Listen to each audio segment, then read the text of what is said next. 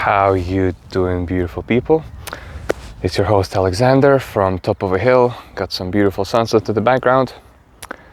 You can see as much as you can see. What I wanted to talk about today, just really quickly, on importance of being out in the nature. Okay, most of you watching probably live in the city, or at least in a town, and we're not used to spending time outdoors, most people, okay? Yes, you do see quite a lot of people in the park, but the habit of spending time in nature is not really there for majority of people. And I think it's a really big missing, because it would solve a lot of problems. It would solve a lot of the compulsions to use alcohol, to use drugs, to smoke, to drink coffee even. Spending time in nature, spending an hour or 2 hours a week, on the weekend, going to a big park with a lot of trees, as green as it can be in this time of the year.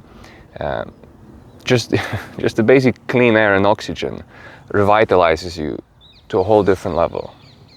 Okay, we're used to being in these concrete jungles and just a lot of technology and brick around us and everything noisy, and engines of cars, buses and trucks are running all the time. So the stress that accumulates in the system is actually quite intense. And so we're used to relieving it with alcohol, with drugs, with cigarettes, with cannabis.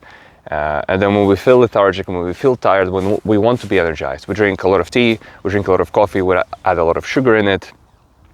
Or kids and teenagers love energy drinks. There's a lot of famous ones out there as well. In the long term, it doesn't solve anything. These are good temporary solutions, having a cup of coffee when you need to be energized for a meeting or for a presentation.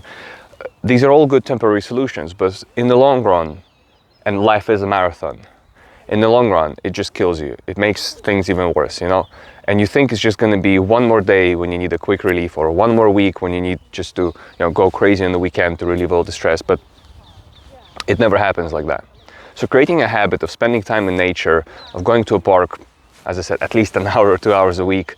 If there's a local park nearby, go there for a quick walk, get some fresh air, walk on the grass, sit down, look at the birds, look at the dogs running around. Brings a different level of peace. It works on a lot of different mechanisms. Obviously, everyone knows the scientific benefits of oxygen. Okay, more oxygen in the air, better you feel.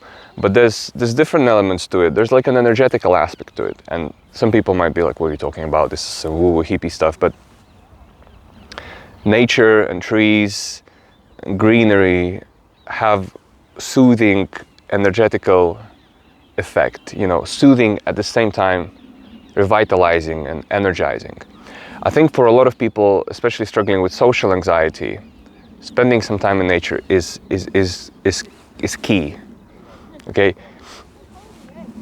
I think people who live in small communities and sort of in the countryside with a lot of nature around them are rarely socially anxious. They might not be the most outspoken, loud, confident. They might not used to giving speeches in front of hundreds of people, but they don't have that crippling, debilitating, more often, I would say, they don't have that crippling, debilitating anxiety. They don't have this extreme anger or desire to dominate other people, to try to, hustle their way up through maybe not so ethical means. And I'm not here to preach ethics. It's just that, that act in itself destroys you. So it does not create that tension in the mind, that almost like hysteria, that a little bit of craziness and madness in us. Because if you truly and honestly look at people around, if you're in a big city, on the bus, on the train station, everyone's a little bit psychotic. It's almost like there's like a background of psychosis. Everyone's just a little bit like bzzz. It's like there's like this electric feel of psychosis in general, and everyone's just like stressed out and tension, and you can see it on their faces and their eyes. And all people are missing is just nature, just connection with where we came from. And look, it's good to have beautiful big buildings and nice fancy houses, but the disconnect is is too much, and we can see the effect, especially on the young people. If you're very unfortunate to grow up as a teenager, as a kid in a big city, you know how crazy it makes you. You know how crazy it makes other people. You know how crazy it makes friends around you. Everyone wants to escape, and they just do it through different ways. Some move to countryside, some move countries, some just cope. So I'm offering you a different coping mechanism.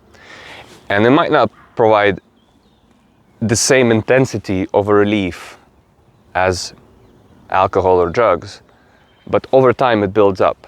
It's an accumulation, and there's nothing lost in it. You only revitalize, It does cost you some time, but it adds to your health.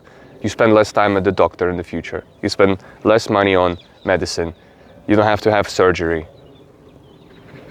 If you're going to mental health professionals, you don't have to.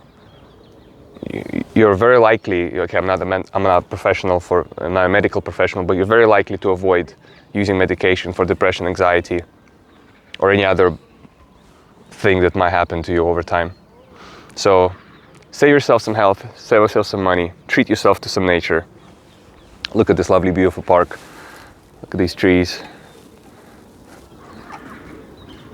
Day will come, they will be green again, and there will be loads of people here, but the true legends, they come here no matter what time of year. Summer, spring, winter, snow or sunshine, they're here, breathing, living, connecting. I wish the same on you. Have a wonderful day.